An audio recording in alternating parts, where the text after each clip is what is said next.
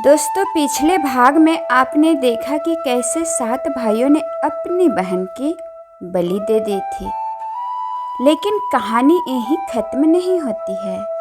उस अंधे भाई की ममता और उस जादुई पेड़ ने एक ऐसा चमत्कार किया जिससे सुनकर आपके रोंगटे खड़े हो जाएंगे।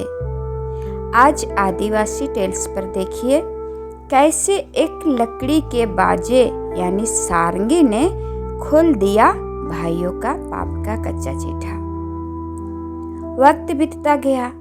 जहां अंधे भाई ने अपनी बहन का मांस दीमक के बिल में डाला था, वहां से अद्भुत बांस के पेड़ उगाए। एक दिन वहां से एक जोगी यानी कि योगी गुजर रहा था। उसने उस जादुई बांस के पेड़ की लकड़ी काटी और उसने एक सारंगी बनाया। जैसे ही जोगी ने उस सारंगी को बजाया, उसमें से संगीत नहीं बल्कि एक लड़की की आवाज निकलने लगी। वह सारंगी बोलने लगा। जोगी हैरान रह गया और उसी सारंगी को बजाते हुए गांव-गांव भूलने लगा, मांगने खाने लगा, अपना जीवन यापन करने लगा। घूमते घूमते वह जोगी उसी गांव पहुंचा जहां वे 7 भाई रहते थे। सबसे पहले वह उन 6 भाई बड़े भाइयों के घर गया जिन्होंने पाप किया था। जैसे ही उसने सारंगी बजाया, उसमें से आवाज आई, मत बजो केंदू, मत बजो, ये दुश्मनों का घर है, यहाँ मुझे मारने वाले रहते हैं। जोगी डर गया और आगे बढ़ गया। आखिर वह सबसे छोटे और अंधे भाई का घर पहुंचा।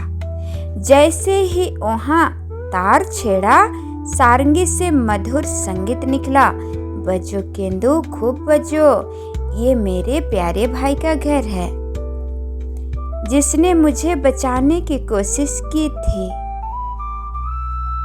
अंधा भाई अपनी बहन की आवाज पहचान गया।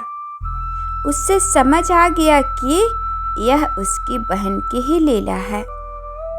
उसने जोगी का स्वागत किया और उसे खूब सारा हड़िया झारखंड का चावल का पारंपरिक पेय पदार्थ पिलाया।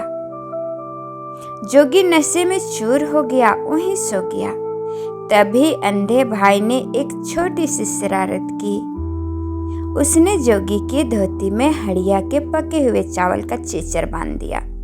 सुबह जब जोगी की आंखें खुली तो उसे लगा कि नशे में उसने गंदगी कर दी, पोटी कर दी।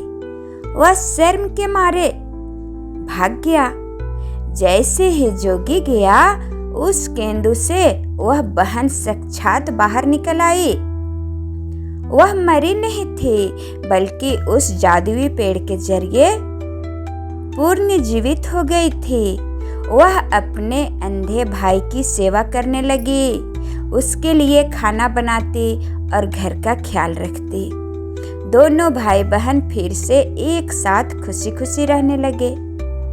सच्चाई की जीत हुई और उस अंधे भाई को उसकी ईमानदारी का फल मिल गया। झारखंड की यह लोक कथा हमें सिखाती है कि पाप चाहे कितना भी गहरा क्यों न हो, वह एक दिन सामने आ ही जाता है और निस्वार्थ प्रेम कभी बेकार नहीं जाता। आपको बिंदु बसाइल की यह कहानी कैसी लगी? कमेंट में अपनी राय जरूर दें। अगर आप ऐसी ही और आदिवासी गाथाएं सुनना चाहते हैं तो आदिवासी टेल्स को सब्सक्राइब करें और इस वीडियो को अपने दोस्तों के साथ शेयर करें। जोहार।